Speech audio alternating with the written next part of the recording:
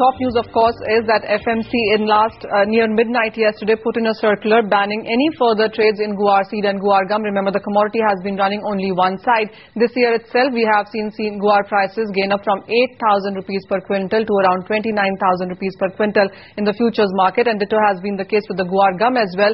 More than 90,000 rupees has been the price game for that commodity there. The spot prices, of course, have declined quite sharply. This is the price of yesterday. Today, of course, there has been no trading in these couple of commodities. Let's get in a voice then. Mr. S.K. Jindal of Jindal Diachem now joins us from a New Delhi news line. Mr. Jindal, hi. Welcome to the show. How do you look at this ban right now? Hi. I think this is a very wrong decision on the part of FMC because by this decision, what exactly is the outcome and the final result of this decision, that all those who are involved in the fraud, all those fraudulent people, they are being awarded that they can exit at the highest rate by taking away all the MTM they have collected so far. Without any investigation, without any punishment which should have been given to them, they are being awarded. This will set such a wrong precedent that they will do more of such things in other products now.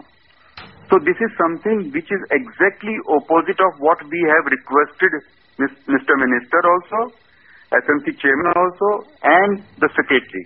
So this is exactly opposite of what we have requested from SOCHM to them. We requested them that no fresh buy be allowed. Sure. And we requested them that investigation should be made because they knew that who is collecting this MTM from the exchange every day. Absolutely. Mr. Jindal, we have been talking to a lot of market, participants also, exporters and gum processors and buyers, and they said that they would continue to buy into the markets, and the price of 22,000, 25,000 is a fair level price as they see in the markets. How do you look at that number? And since you are also, guar is also a product for you, have you been buying at these high levels as well? No, not at all, and I tell you that this is the wrong information because if the condition was so, there was no need for them to keep the market on a upper circuit by trading for 1 metric ton or 5 metric ton. The guar seed has been trading in lakhs of tons every day. The current turnovers are 5 tons, 10 tons like that, daily turnovers. The economics says when prices go up, turnover should go up, open interest should go up. Here it is just opposite. Prices are going up, but the open interest as well as the turnover, both are going down. They are very minimal. So this shows that they are skewing the market and they are squeezing it in one direction to their benefit at the cost of thousands of small traders. Mr. Jindal, please hold on with us. Let's also get in Chirag Sheth. He's VP Latin Manharal Commodities, and he joins us in the studio. Chirag, how have you read the ban, and what are the investors participants talking now about this ban? In fact, Manisha, if you look at the way guar has been moving, a lot of people have been really jittery about the way guar has been moving, and there has been lack of participation over the last 2 to 3 months, especially once prices moved about that 15,000 to 17,000 mark on guar seed. We've seen participation in fact dwindling down, and I believe that there has been a lot of speculative activity, and I think this is kind of a step on the right side, especially from FMC. Better late than never. I think this kind of steps should have happened much earlier. I think at least 3-4 months earlier.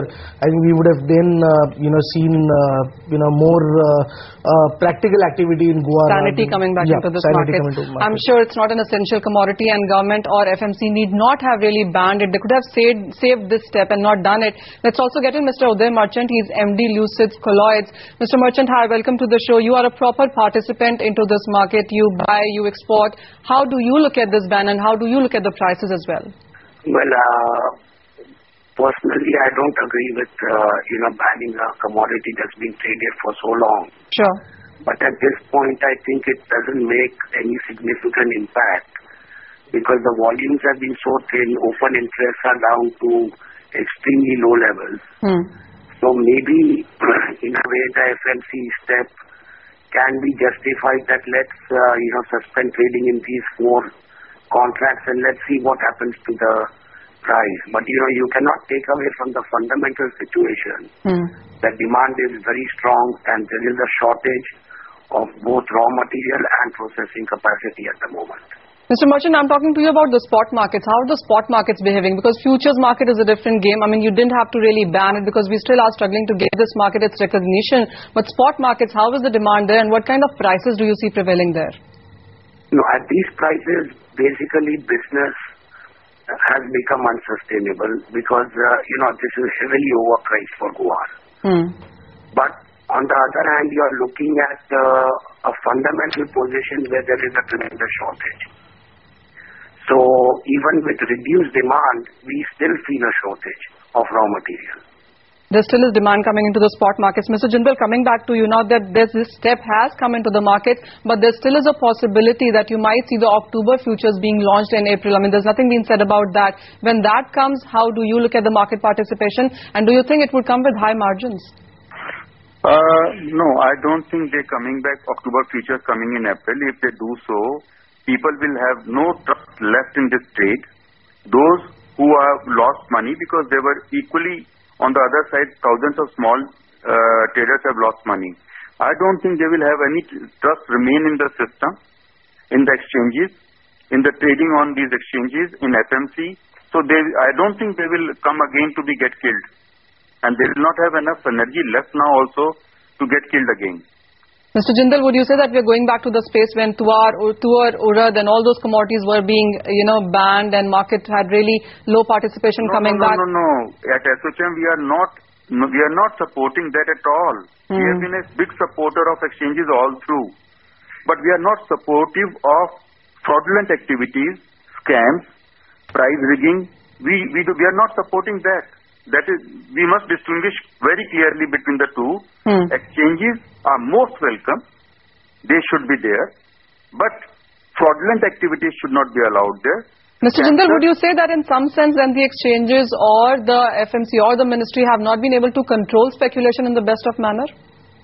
Yes, here they have done very little and too late. You see, they have done exactly opposite now what was required.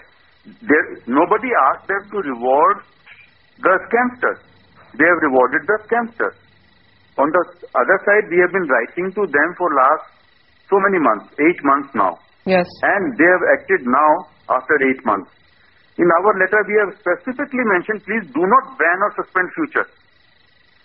Yes, because people will take out this money and start putting into other commodities is what would happen. And they will get a clear signal that here nothing can be done against us and we can repeat the same thing in different commodities now.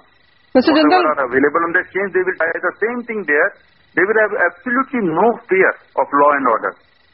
Mr. Jindal, what is your next step now? What are you talking to the FMC or the ministry as an ASSOCHAM, as a member there, and of course you are into that commodity yourself? We have written to Honorable Minister to apprise him of the situation, and we have requested him for a meeting which we hope to get today or tomorrow. Okay. And then we have to bring it to the knowledge of all the authorities again that this is absolutely wrong and unwarranted step which has taken place. Totally, and we will wait for the outcome of that. Thank you, Mr. Jindal. Thank you, Mr. Merchant, for joining us. That's a story, of course, coming in out in Guar.